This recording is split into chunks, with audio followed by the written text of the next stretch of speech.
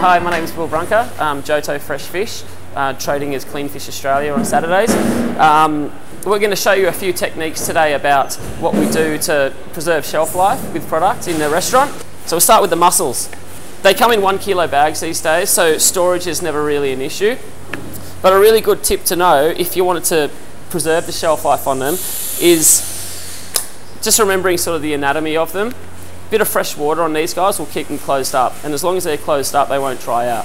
So what we do, get a drip tray, get the mussels, strain the mussels of any liquid, any excess liquid, and just pop the mussels into your drip tray with a bed of ice. So there's a bed of ice underneath.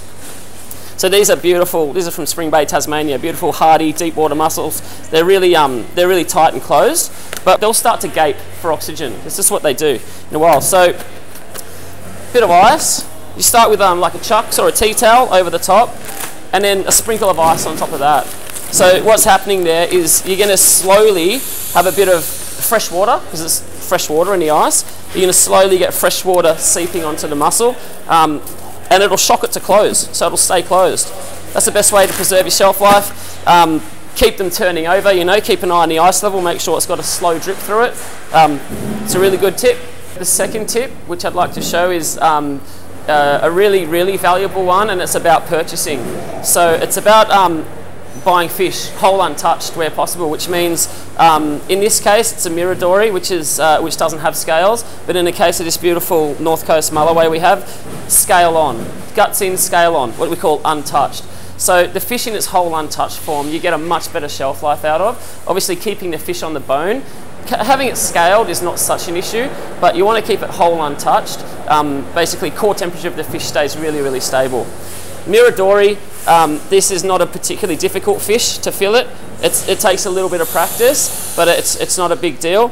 Something like this, beautiful mulloway, it's quite a large fish. It's an absolutely stunning example, right? This guy's in rig, so that's in full rig. So you'll get a really good shelf life out of this guy.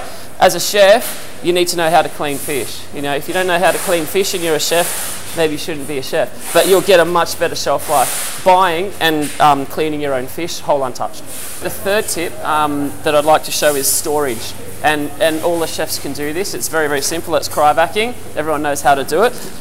We actually ice bath our fish. We cut the fish, we dry fillet them, we cryovac them, then we ice bath them. And then you've got a really good platform for keeping a core base temperature. So you want to keep that core temperature really low.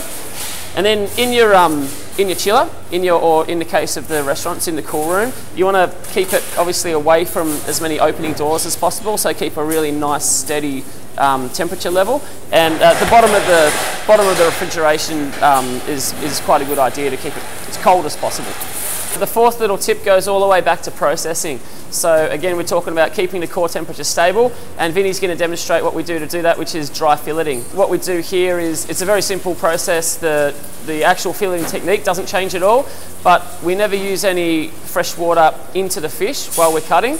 So basically there's no mineral run in, run off, but more importantly, the core temperature of the fish stays stable. The fish is only out of the chiller as long as it needs to be for this process to occur.